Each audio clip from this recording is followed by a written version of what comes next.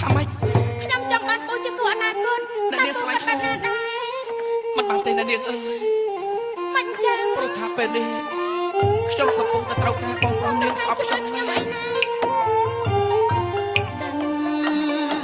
ថាមិនគួរបីខ្លួនខ្ញុំជាស្រីតែស្រដដីសុំស្នេហាប៉ុន្តែរូបខ្ញុំមិនអាចលាក់អារម្មណ៍ឡើយណាសូមប្រងជីវ៉ាឆ្លើយប្រាប់មកខ្លីដឹងថាមិនខកបីខ្លួនខ្ញុំជាស្រីមកស្រដីសុំស្នេហាតែក្នុងដួងចិត្តបិទនៅរំមិនបានឡើយណាតែការជីវ៉ាមកខ្លាំងធ្នមបីតែខ្ញុំមែនមិនហ៊ានស្រវាអត់ទៅខ្លាចអីទេខ្លាចក្រែងសង្ខារត្រូវសន្ស័យព្រោះអ្វីពេលនេះយើងខុសគ្នាដូចមេឃនិងដីមិនហ៊ានគិតមិនហ៊ានស្រមៃខ្ញុំខ្លាចត្រូវខ្សែសង្ខាររូបខ្ញុំមិនដែលជួបទេរឿងស្នេហាខាត់អ្វីអ្នកនាងវាចាពាក្យស្នេហាលើរូបខ្ញុំមិនដែលបងចង់បានសម្បត្តិសំត្រឹមស្នេហ៍ស្មោះនឹងយល់ពីអារម្មណ៍ឆ្លើយប្រាប់តាមត្រង់ស្រីមិនហ៊ានបងខំអ្នកនាងនិយាយជាការពិតពីអារម្មណ៍ខ្ញុំដែរទេខ្ញុំមិនត្រូវការទ្រព្យសម្បត្តិ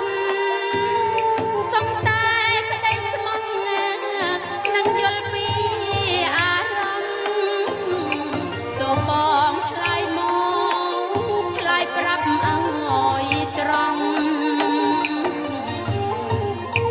កំបីបងខំចិត្តឡើយណាមិនណាក៏ជាវាចាខ្ញុំចង់ដឹងចង់ស្ដាប់រៀមរាត្រេកអរពេកក្រៃសម្រាប់ចិត្តបងក៏មាននិស័យបងត្រេកអរពេកក្រៃពេលបងនឹងពាក្យថាស្នេហាធ្វើឲ្យបងសែនរំភើបក្នុងចិត្តដារឿងព្រមលេខខាងនេះបានចាឲ្យយើងទាំងពីរជាគូព្រេងយូរណាស់ក៏មិនប្រាប់ធ្វើឲ្យខ្ញុំភ័យលុបបន្លំអស់ហើយចាតាមពិតទៅបងចាប់ផ្ដើមគួចចិត្តមាននិស័យចំពោះអូនចាប់តាំងពីបងបានលួចមើលអូនរាប់ច្រៀងនៅក្នុងចំការជាមួយនឹងអ្នកបម្រើមកម្លេះប៉ុន្តែអូនអើយធ្វើមិនដេចនឹងបងហ៊ានទៅព្រោះអ្វីបងគិតថាពេលនេះសម្រាប់យើងទៅពីរអ្នកខុសប្លែកពីគ្នាដូចជាមេឃហើយនឹងដី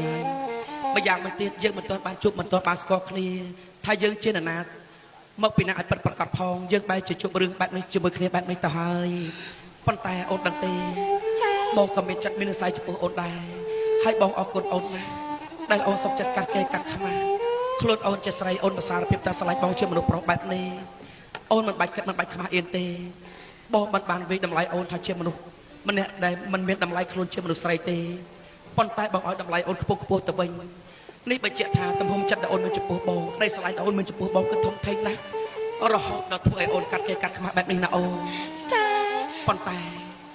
បងនៅមានរឿងរ៉ាវច្រើនណាស់ដែលបងចង់ដោះស្រាយអំពីបញ្ហាគ្រួសាររបស់បងស្ដាយណាស់ដែលពេលវេលាមិនអំណោយផលដែលបងមិនអាចរៀបរាប់អំពីគ្រួសារបងឲ្យអូនដឹងក្នុងពេលនេះទេរងចាំឱកាសល្អដែលបងអនុញ្ញាតប្រាប់អូនបានប៉ុន្តែពេលនេះក៏វាមិនល្អដែរបើសិនជាបងប្រុសរបស់អូនគាត់ចូលមកឃើញហើយគាត់ស្ដាប់ឮពាក្យពេចន៍ដែលយើងសាសរគ្នាបែបនេះបងយល់ថាអាចធ្វើឲ្យគាត់ខឹងចំពោះបងខ្លាំងជាងនេះក៏ថាបានដែរឥឡូវចឹងណាបងដោយសារតែបងប្រុសរបស់ខ្ញុំគាត់កំពុងតែខឹងខ្លាំង បើគាត់ដឹងពីការពិតគាត់នឹងអាចទប់កំហឹងគាត់មិនបានទេ មែនហើយ ចុះបងថាប្រងធ្វើដំណើរទៅផ្លូវរបស់ម្ដាយបងណាឯណាខ្ញុំសុំទៅជាមួយបងដែរណា ចោះទៅជាមួយបងដែរ តែមួយរយៈពេលទេចាំត្រឡប់មកវិញយកការពិតប្រាប់បងប្រុសខ្ញុំគាត់នឹងតិចចិត្តគាត់